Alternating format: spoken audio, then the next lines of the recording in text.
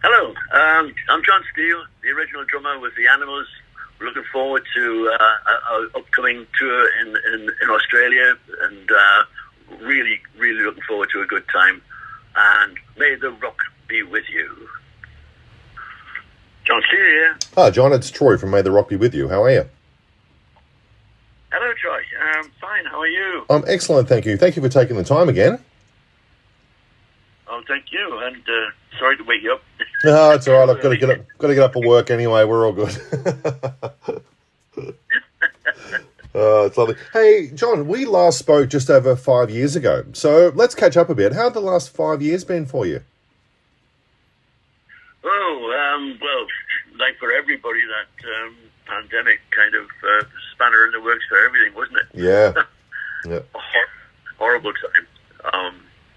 But we're recovering from it now. Things seem to be getting back to normal. The last year or two is, business is picking up. I've got a very busy year this year, partly because it's the 60th anniversary of the Rising Sun, the release of the House of the Rising Sun. So it's quite a significant year in the Animals' history. Mm. But it's good to be back good to be back to work. It certainly is. Looking forward to another trip around Australia and New Zealand. Yeah, and we are here because you're headed back to Australia, this time for the last time. So how are you looking forward at shaping these farewell shows up to say goodbye to Australia? Wow. I'm beginning to have second thoughts about this, Troy, to be honest. Yeah. I'm feeling, I'm kind of, how am I going to get through this year? There's like about 110 gigs in this year already, and when we do finish the tour in Australia, I get back to the UK. I don't even get home because I'll be in a hotel for 2 days and then flying off to start off in Scandinavia, kicking off in Finland. So there's another almost 4 weeks on the road straight after, so I'm going to be away from home for 2 months, and I think, wow, that's quite a stretch, but I'm going to have to wait and see what happens. If I can get through that, I think, what the hell? I'm still fit. I'm still, I'm still active, and I'm still playing as well as I ever did anyway. So I'm just going to say, let's get to the end of this year, and then we'll wait and see. Never say never. Oh, I love that. Now, when you are possibly on a farewell tour here, how do you look at doing the catalogue? How do you do the sets for these sort of shows? Well, I've got to say, I leave a lot of that to Danny. Danny Hanley is our lead singer, guitarist, brilliant at both, and he's also a huge fan of, the Animals and everything pretty much from the 60s and 50s and 60s. He's got an encyclopedia of a brain about stuff from those 2 decades. So he kind of every once in a while he keeps popping up and saying, "Johnny, can you remember doing this song? We haven't done this before. Let's give it a try." So he keeps delving about in the back catalogue and coming up with stuff, and it's good fun really, because it kind of refreshes the. I mean, we always have to do the big hits, obviously, but every once in a while, Danny stirs it up and comes up with a couple of things and freshens up the rest of the repertoire. That's brilliant. I love that. I'm looking forward to it. Now, you've been here a number of times. Do you have a favourite memory from one of your previous Australian tours?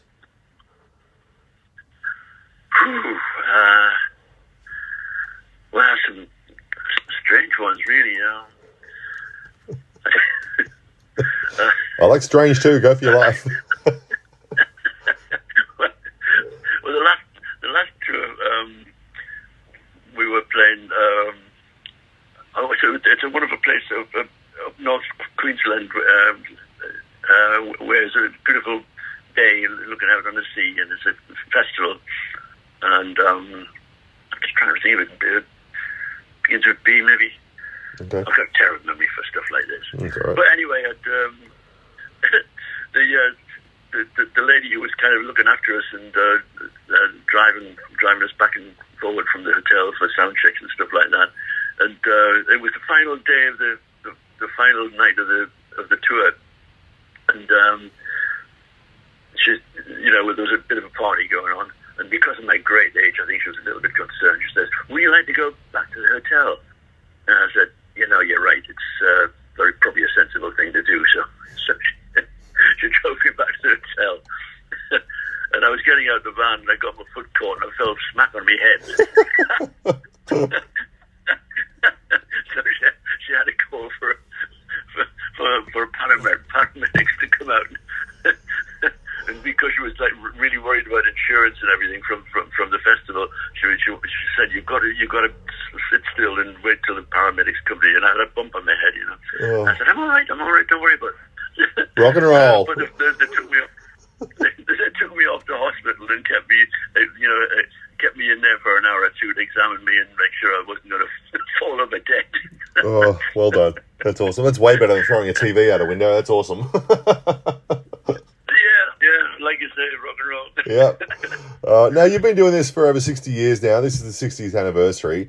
When you go to your shows, have you seen your audience become generational as your fans grow up and introduce their children to your music? Oh, very much. Yeah, very much so, Troy.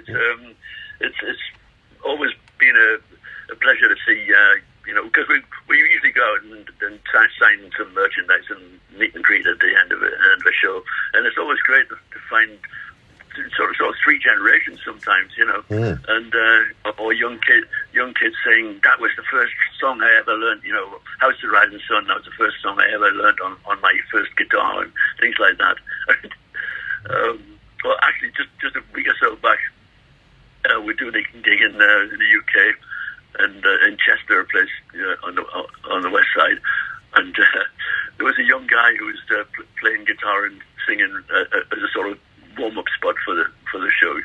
Nice young guy.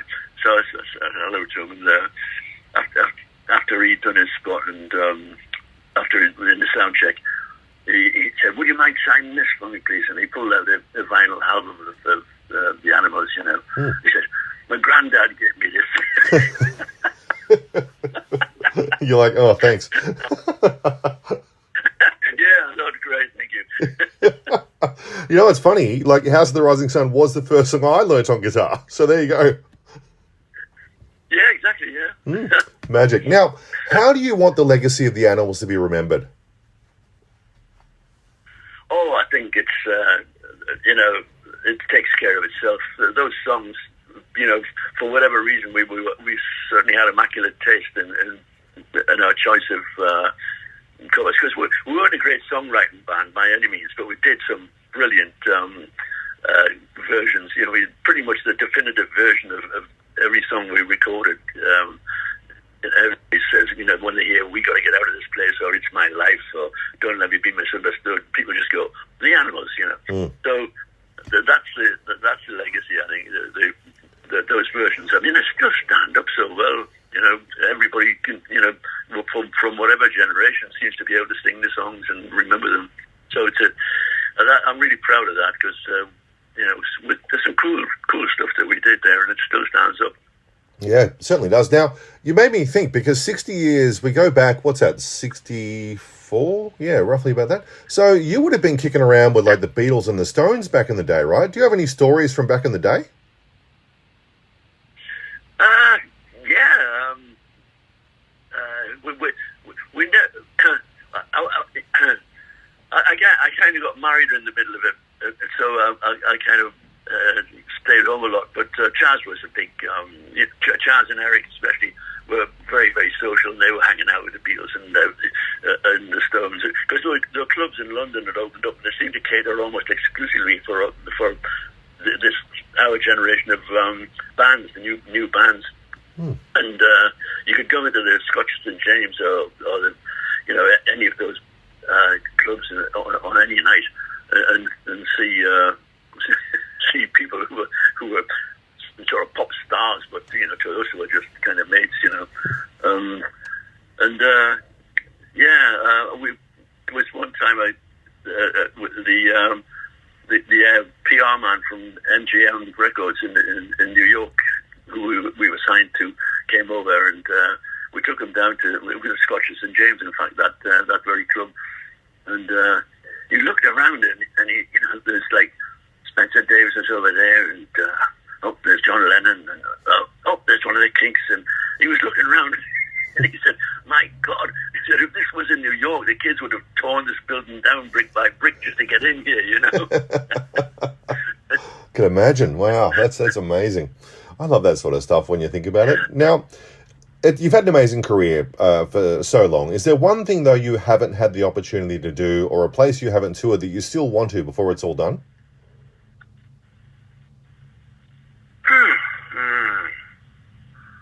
I've never been to China.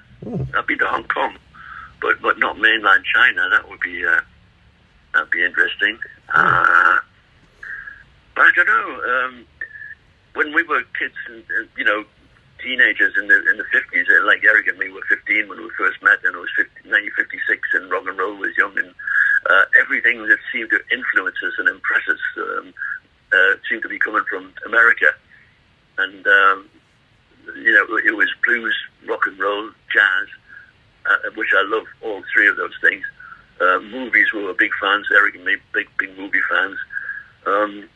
So it always seemed, in those days, working class kids from England, you couldn't afford to go to America. It just seemed the only America we knew came from watching movies and TV, and so when we finally made it over there on the strength of a number one hit record, it was like going to another planet.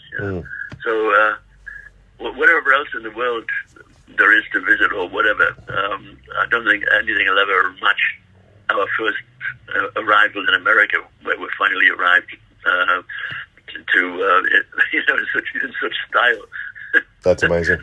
And we never dreamed of it. It was when we were sort of still 15, 16-year-old. It was just like an impossible. It was like another planet, in fact. So I don't think anything in the world would top that. No, that's completely fair.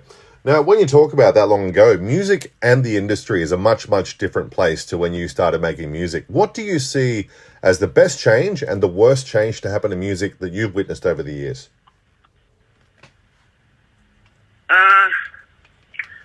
I think the best thing is that all the new acts, the new whatever coming through, have got a kind of a history to research on where not to go wrong. For instance, make damn sure you've got a really good lawyer or an accountant looking over the shoulder of whoever's looking after your money. Yeah, that's fair. Because everybody, all of us back then got ripped off something, royally ripped off. So that would be the first thing I would advise anybody these days. Well, I'm not advising them. They don't need my advice because it's all there. All you got to do is do a little bit of research and look where the traps are and avoid the pitfalls that we fell into. Yep, that makes sense. That's actually some good advice. So we'll do that. So what I do with everyone, and we've done this before, we're going to look ahead to the future. So I want you to finish this sentence for me. By the end of 2024, the Animals will...